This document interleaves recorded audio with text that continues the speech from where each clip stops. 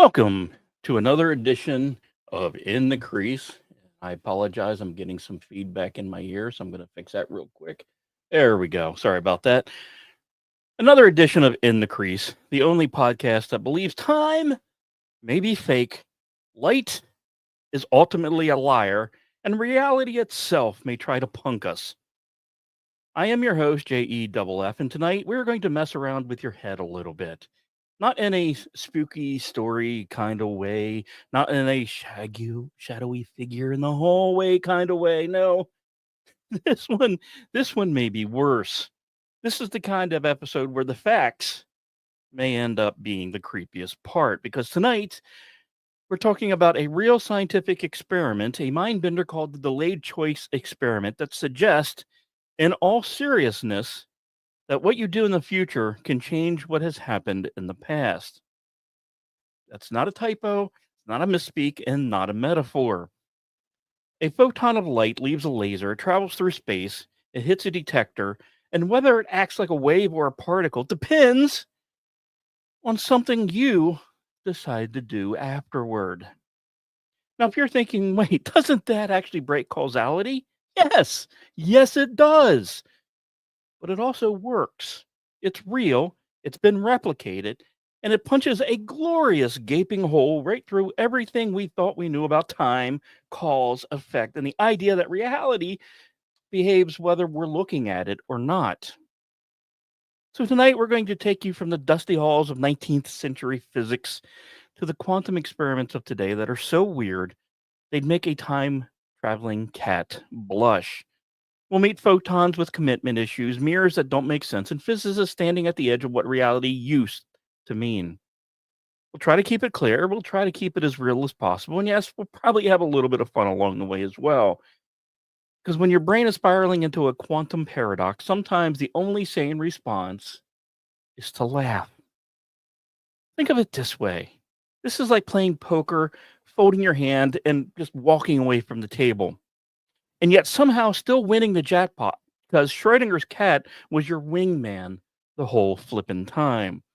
So grab a flashlight, point it at your wall, and now ask yourself, did that take one path or both? And if you decide after the fact, can the universe go back and change that answer?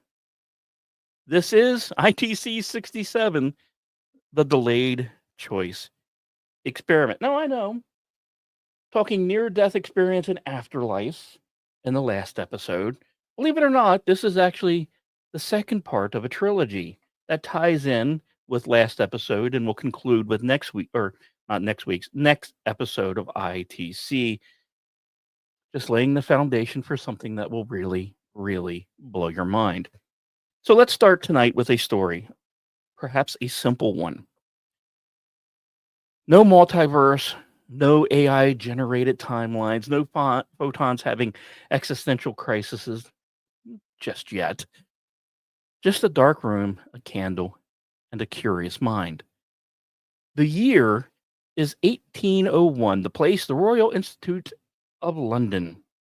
The man standing at the front of the room in a fine powdered wig in the full pomp of Enlightenment era swagger is Thomas Young. Now, Young is a polymath. Now, I know, let me explain. One of those maddening geniuses who seem good at everything. I relate. Medicine, languages, physics, probably, baked a mean pie as well. But on this day, he's trying to solve a puzzle that has stumped science for over a century. What is light exactly? Is it a stream of tiny particles like Newton thought? Or is it a wave like ripples on a pond? To find out, Young builds a simple apparatus, a light source, a screen, and the star of the show, a thin card with two vertical slits cut side by side. He shines the light through both slits and watches what happens on the far wall. Now, if light is just made of light particles, say, kind of like microscopic paintballs, you'd expect two bands on the wall, one behind each slit, like you've, maybe sprayed the bullets through two windows. But that's not what happened. What he sees instead is an interference pattern, light and dark bands rippling across the wall like stripes on a tiger, Some areas are brighter, some are dimmer, and some go completely dark. It's the same pattern you get if you toss two pebbles into a pond and let the ripples overlap. Crest amplifying crest, troughs canceling troughs. In that moment, Thomas Young delivered a bit of a scientific mic drop. Light is a wave, or at least that is what everyone thought. But hold up, we're just not to the weird part yet. Fast forward about 100 years. Now we've got access to electrons, and we're trying the same experiment, but this time we're firing particles one at a time. No beam, no wavefront, just little, if you will, quantum bullets. You'd expect them to hit the wall like individual dots, two neat little clusters, one behind each slit. And at first, they do. But as you fire more and more and more, a pattern, well, it begins to emerge, and it's not two clusters. Once again, it's an interference pattern, exactly like the one Thomas Young saw with light. Except now it's not a wavefront, it's individual particles hitting one at a time, somehow coordinating with particles that haven't even been fired yet. Okay, let that sink in. Each electron or photon or atom, depending on your flavor, goes through the setup alone. No wave buddies, no tag team, just a single isolated quantum. And yet, it behaves like it's split in two, interfered with itself, and then recombined on the wall. Now, that's like sending one person down two hallways at the exact same time and having them argue with themselves before deciding which exit to take. The only way this makes sense is that maybe at a quantum level, particles behave like waves of probability, not things, but maybes, not paths, but potentials, until you observe them. Now, we're getting into the really, truly weird aspect of this. If you set up a detector, a little measuring device at the slits, and try to watch which slit the particle goes through, boom, no more interference pattern. Now you get two bands again, just like you expected with the particles. Simply observing which path the particle takes, or even just making it possible to know, ends up collapsing the wave function. It no longer acts like a wave, it picks a path and becomes a particle. So now your active measurement decides how it behaves. Let me say that again for the folks that maybe have just tuned in and in the back, or anyone trying to multitask while listening to this.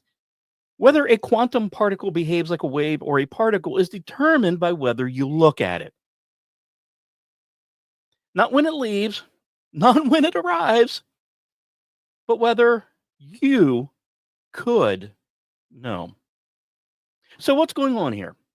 Why does the universe act normal when you're watching and all sorts of weird when you're not? Well, what is happening? There are a few major schools of thought here. You have the Copenhagen interpretation, the most famous explanation and one of the earliest is called that. It says that the quantum system exists in a kind of fuzzy superpositioned limbo until observed.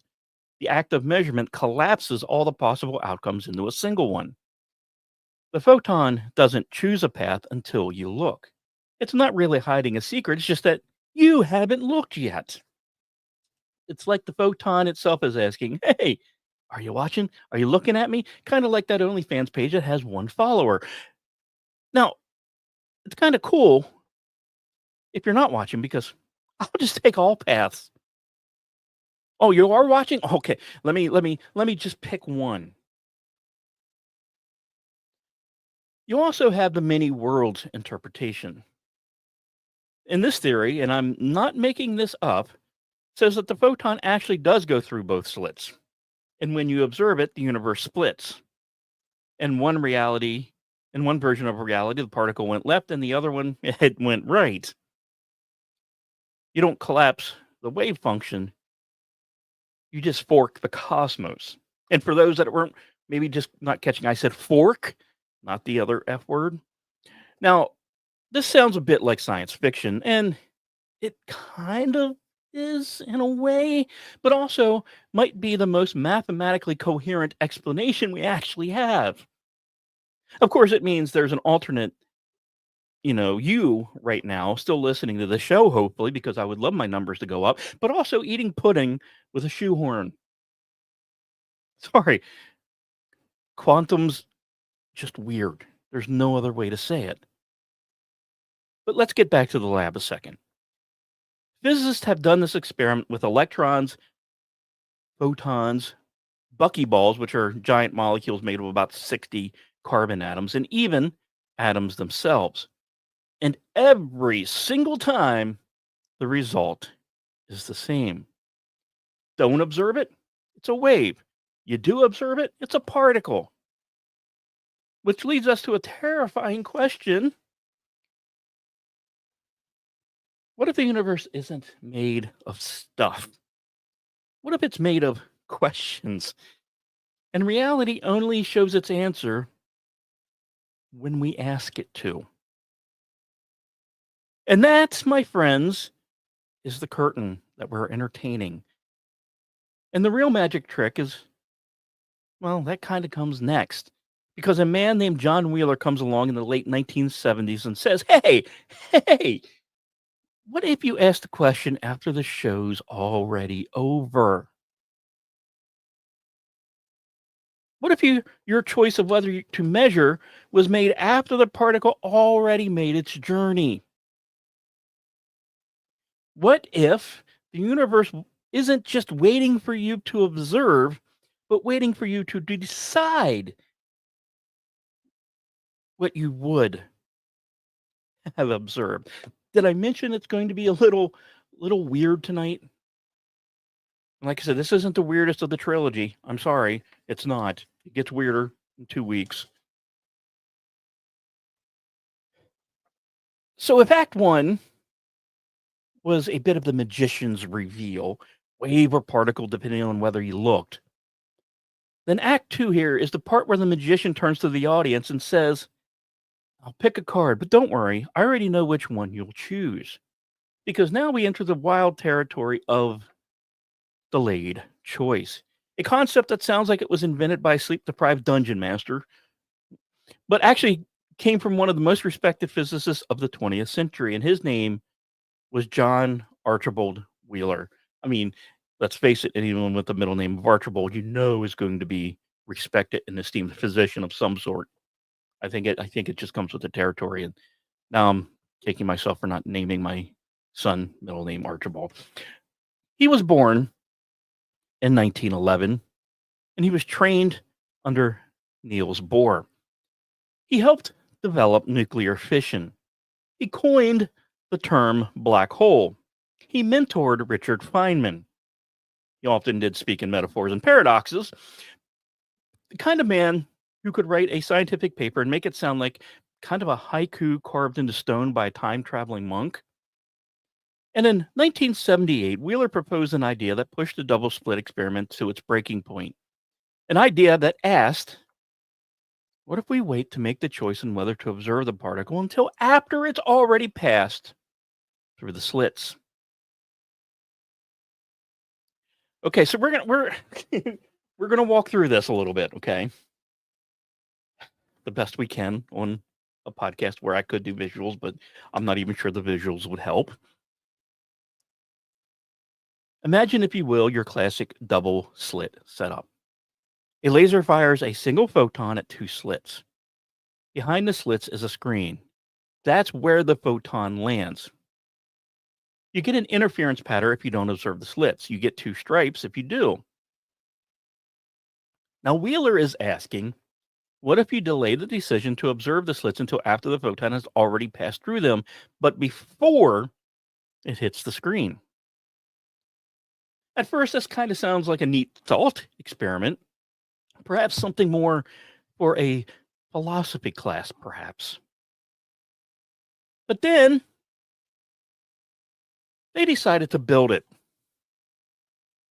Physicists across the globe, NIST in Colorado, the University of Vienna, even labs in Australia, well, they actually performed this experiment using beam splitters and tangled photons and fast switching detectors.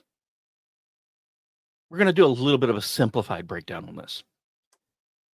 You fire a photon toward the beam splitter. The photon is either A, detected directly, revealing its path, or it's combined with another beam, creating the interference pattern.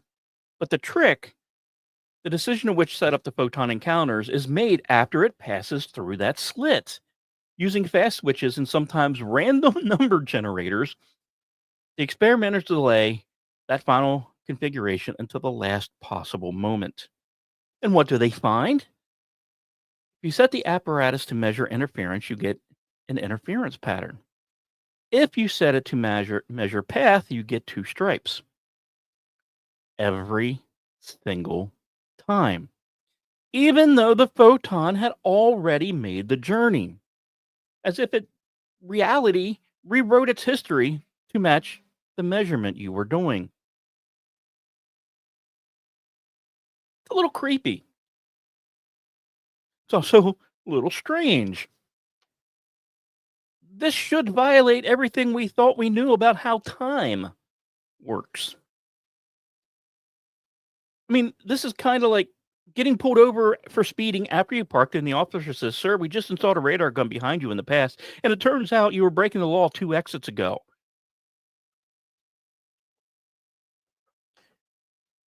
But here's where it starts to get even a little spicier.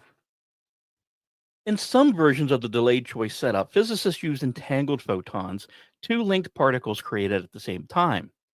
Photon A goes through the slits and hits the screen. Photon B, its twin, is sent on a longer path to a detector. The setup is such that how you measure photon B determines whether photon A showed an interference pattern. Remember, let this settle in a minute. You never even touched the original photon. You mess with its twin after the fact. And suddenly, photon A, which has already hit the screen, either does or does not show interference depending on what you do to photon B. It's like kind of sending your twin brother into a bar fight, and based on whether you picked up a pool cue 3 blocks away, the cop decides whether he was the aggressor. Now, of course, you might be thinking, okay, Jeff, this has got to be some sort of sleight of hand, some kind of delayed electronics, or a trick of interpretation. Nope, nope. The results are statistical, but replicable. The quantum eraser experiments, especially the 1999 version by Kim, Yu, Kulik, Shi, and Scully, have been confirmed, critiqued, and then confirmed again. And the consensus: the future appears to influence the past, but only in the quantum realm. For now. So what's going on here? Well, let's run through a few idea. You have retrocausality. Some physicists argue the quantum states can backfill the past, and what happens now actually determines what happened then. It's not a message necessarily sent backward, just a reshuffling of the narratives to stay consistent with what we end up knowing. In other words, reality doesn't commit to a story until you ask itself to explain it. You have number two, time as a block. Other interpretations suggest that time isn't flowing forward like a river, but is more like a frozen block. The past, present, and the future all exist simultaneously. Our consciousness just slices through it one frame at a time. In this view, the photon's history isn't written or rewritten, it's just read differently depending on how we observe it. Third, how about cubism? Some physicists believe quantum mechanics isn't about what's out there, it's about what we know. The wave function isn't a thing, it's a reflection of our knowledge, and it updates when we get more information. So when we change the setup after the fact, it's not that the photon changed, it's that our description of it did. It's kind of like arguing over whether Schrodinger's cat is dead or alive, but the real problem is that the cat has been watching you the whole time and is probably judging your grammar. So is this time travel? Uh, uh, sort of, but not in the step in the machine, kill your grandfather butterfly effect kind of way. Delayed choice isn't about sending signals to the past, it's about probability and knowledge. You can't use it to send a message, you can't predict lottery numbers or stop a photon from hitting a wall, but it does suggest that events can remain undecided until conditions in the future lock them in. And that's really the real kicker of all this. Reality doesn't run like a movie playing on a film. It's more like those old choose your own adventure books that waits until the last page is turned before deciding what that middle chapter actually was about. Now, I admit it, this whole thing feels like you're arguing with the universe over who ordered pizza, and the universe sits there like, well, I might have ordered it, depending on whether you tip the driver in 10 minutes or not. Oh, and if you didn't tip, I retroactively didn't order anything. Enjoy your timeline, loser.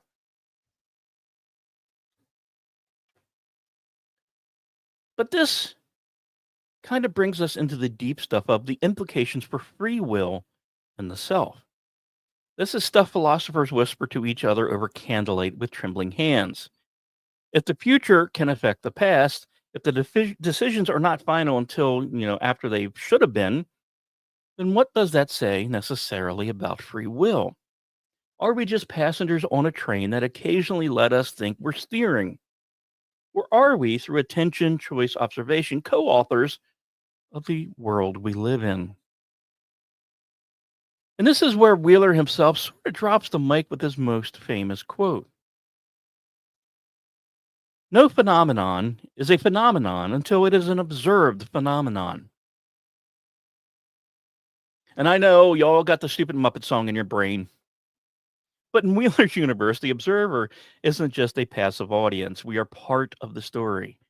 Reality, well, kind of depends on us. Now, in a moment, rather short moment, we'll be taking a break. So go stretch your legs, maybe roll a photon across the floor and stare it down and see what happens. And when we come back, we're going to ask perhaps an even scarier question. If the universe doesn't make up its mind until we observe it,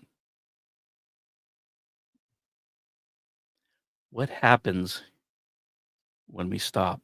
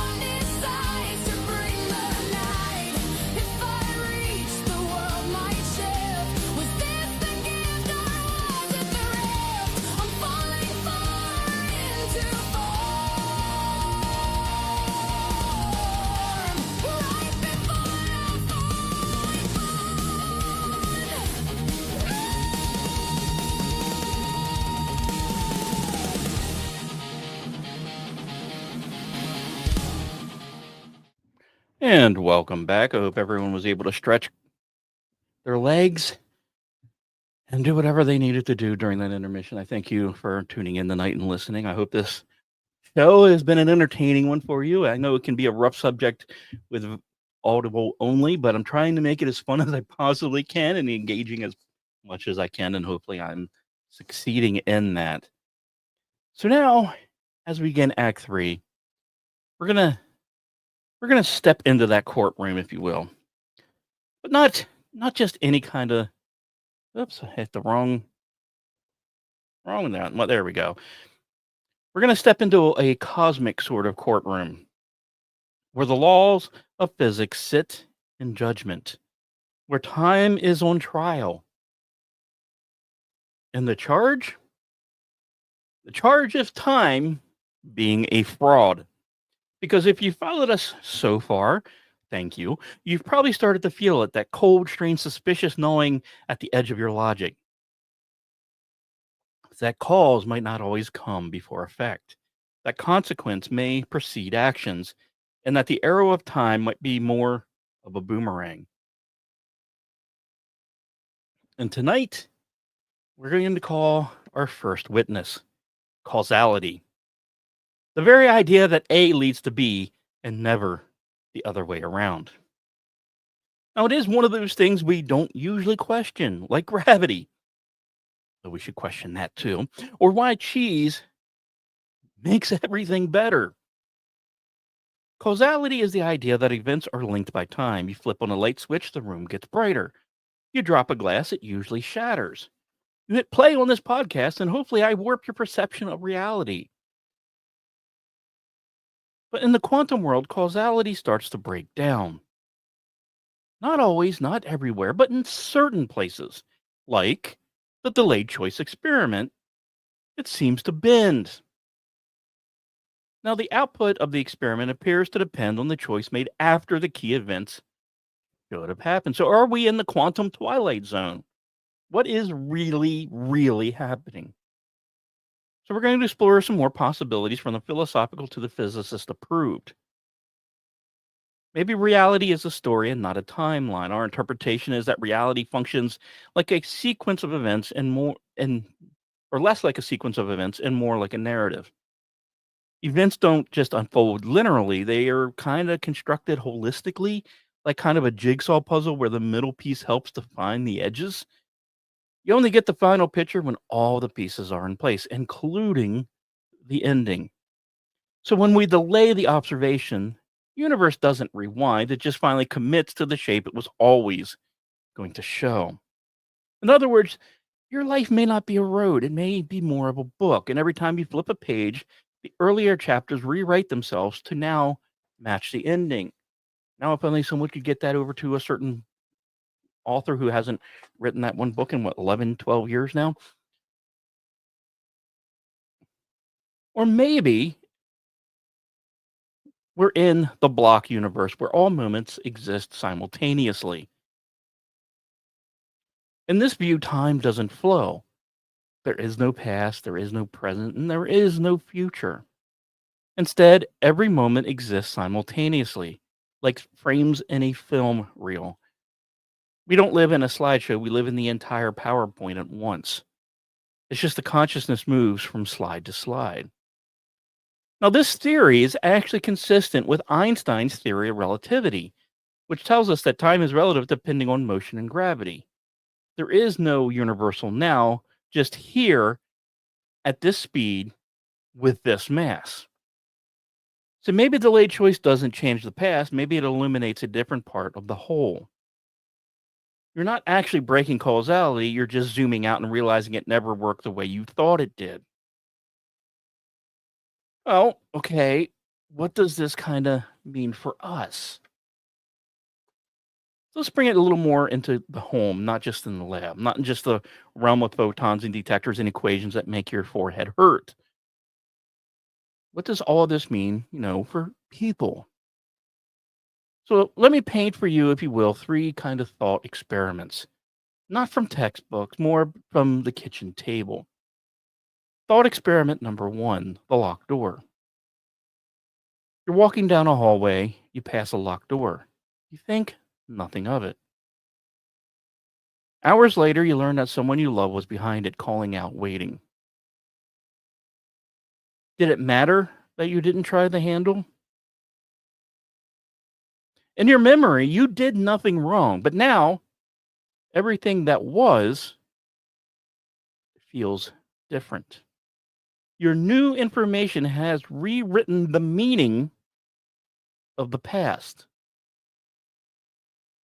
If not the facts, then their weight.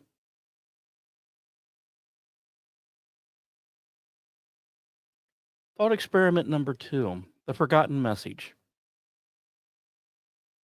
Imagine a letter that arrives tomorrow. Inside it, it says, on the night of July 17th, you made a choice that changed everything. Now, of course, you're sitting there racking your brain. You remember nothing important. But now, every second of that night feels loaded, charged. Did that letter change your past, or did it just change you?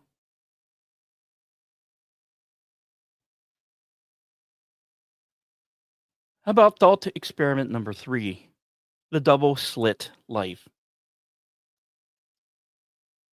Every time you made a decision, every fork in your path, what if all outcomes remained in superposition until one was observed? Every job you didn't take, every phone call you almost made, every moment you almost turned back but didn't. What if your life is still collapsing into being moment by moment and the final shape hasn't quite resolved? What if the past isn't behind you at all? What if it's waiting for the future to tell it who it really was? Now, I know. We return to a question from Act 2, but we'll maybe a little deeper. Are we creating the universe when we observe it? Or are we simply revealing a story that's already been written? This is kind of where Wheeler, Bohr, Heisenberg, and modern physicists start to sound more like mystics. The observer and the observed are not separate. Reality is not a fixed background, it's participatory. Consciousness may not just watch the show, it might decide what the show was. And it doesn't necessarily just apply to photons, it applies to memories, to identity, to history itself. Let's think about it again. Your childhood isn't a film reel, it's a collection of unstable particles called memories, collapsing into stories only when you focus on them. What you choose to remember or believe changes what your past feels like. The quantum world isn't far away. It's happening inside your head. So, can we break causality? No. And yes, all of this weirdness only works at the quantum level with single particles, tightly controlled environments, and probabilities. You can't build a time machine out of a photon, sorry, Marvel. You can't retro texture X and fix it before it went wrong. You can't observe a better tax return into existence. I'm not saying I've tried this, but I may have. Never mind. But what you can do is rethink what cause and effect even means. They're not rules, they're models. Useful most of the time, but not necessarily universal. And when those models break down, well, that's when things sort of get interesting around here. So, what if the reason reality behaves differently when you observe it is because you're not just a camera, you are a participant? a character in the story, but who's also is the one turning the pages. And in the strange intersection of observation and meaning, you help write what the story already was. Now, if that's true, we've barely scratched the surface.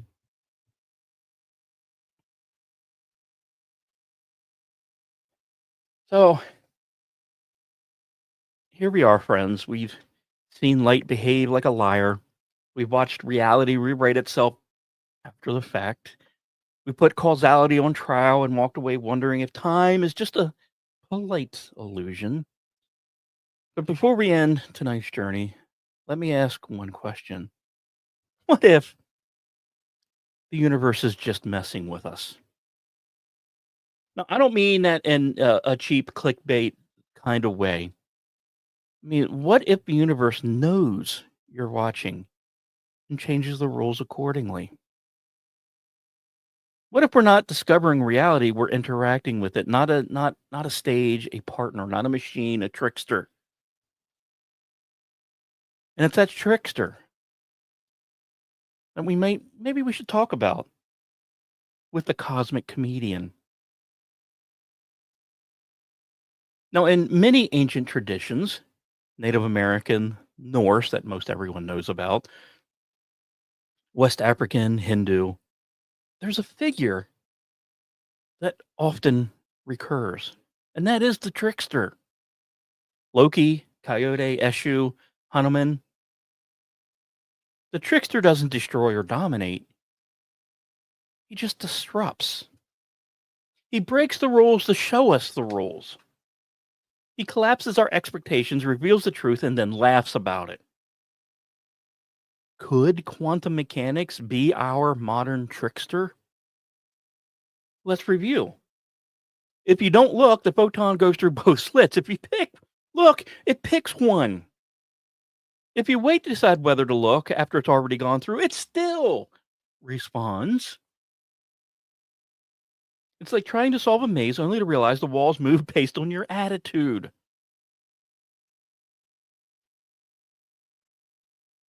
Now, I know one of our other shows on KLRN radio have talked about this, and I was actually a guest on it. We're going to talk about the simulation hypothesis. So we're going to go in the spirit of Jux, full tinfoil hat for just a little bit.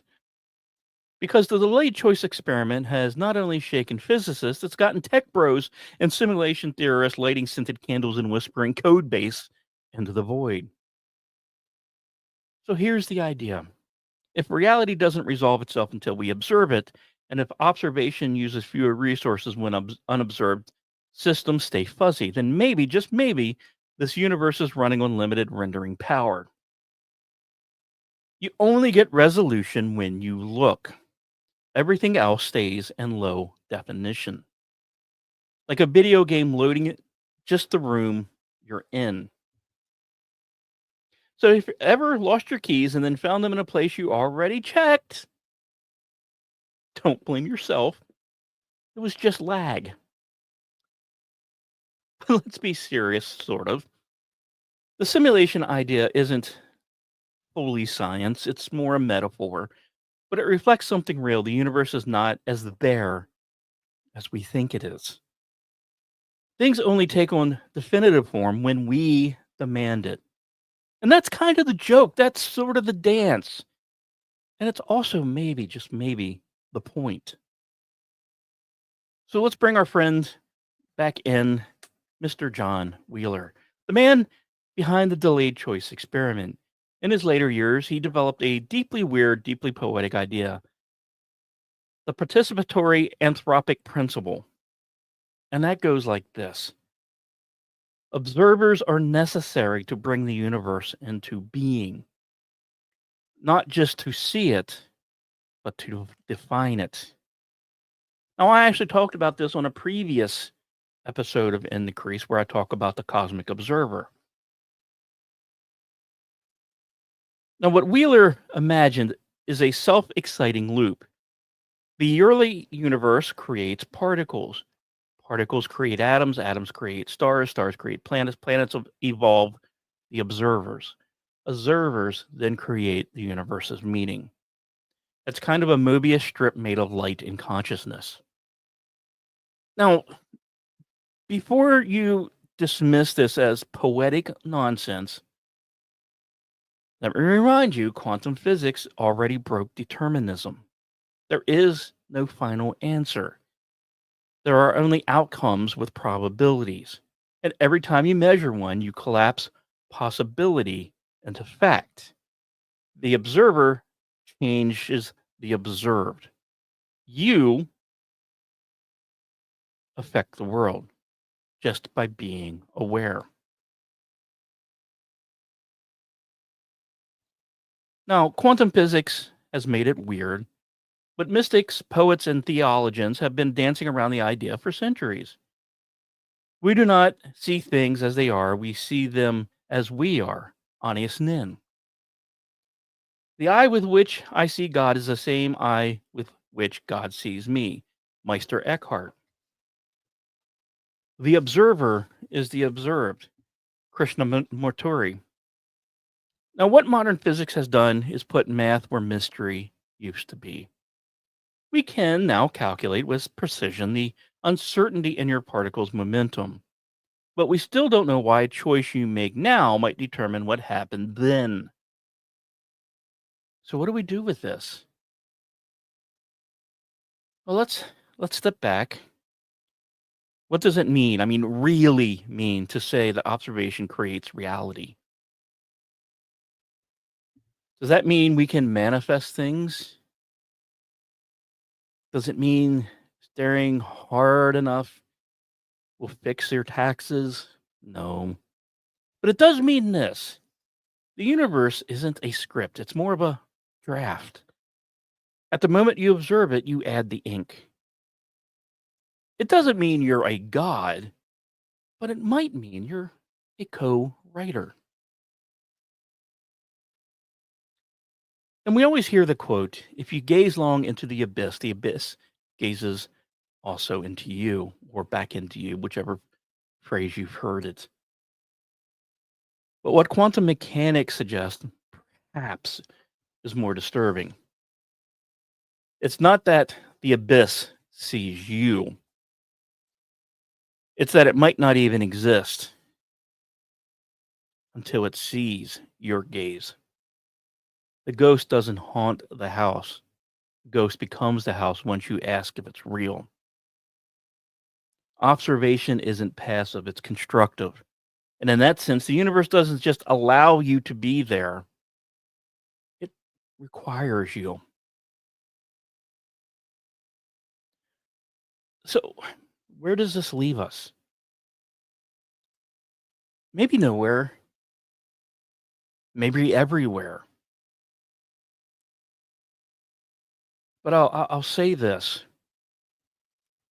If you ever wondered whether your thoughts matter, if you ever asked whether choice is real, if you ever stood in the dark and whispered, did any of it count? The delayed choice experiment will whisper back, it's not decided yet. The ink isn't dry. Your photon hasn't picked a path. The story isn't done. It's waiting for you to look.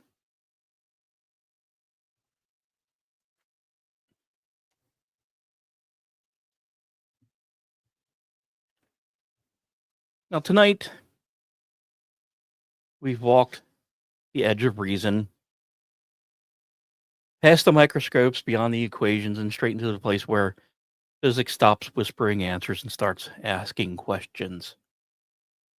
We have fired photons through slits, we've waited to choose, and watched the universe respond as if it already knew.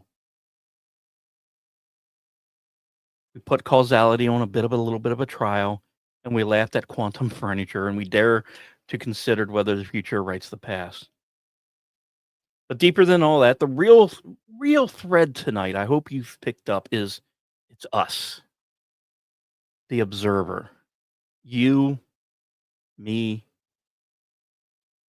The act of looking that somehow matters more than it should. As if in the deepest structure of reality, consciousness isn't just allowed, it's required. Because if the universe doesn't finalize its path until something looks, if decisions made now can ripple backward across space time, then maybe, just maybe, the whole cosmos is watching itself through us. And that's a name that I've used before, a term some physicists whispered and philosophers have written in the margins, and I've done a show on the cosmic observer. Not necessarily a deity in robes, not a being who necessarily judges, but a kind of ultimate witness embedded into the fabric of space time. An awareness that spans the multiverse, not above the rules, but written into them. If the double slit experiment tells us anything, it's this: to observe is to create. And if there is a cosmic observer, then the act of observation isn't just a scientific mechanism, it's a sacred function. Every time you choose to look, to answer a question, to shine the light into the shadows, you've become part of the function.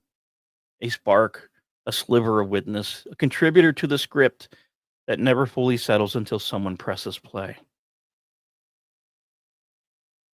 So maybe we weren't just here to see the universe. Maybe we were here so the universe could see itself.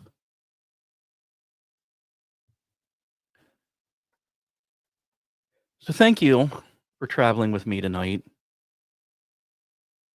for stepping into this weird episode with all the winding and the uncertainty that I find wonderful.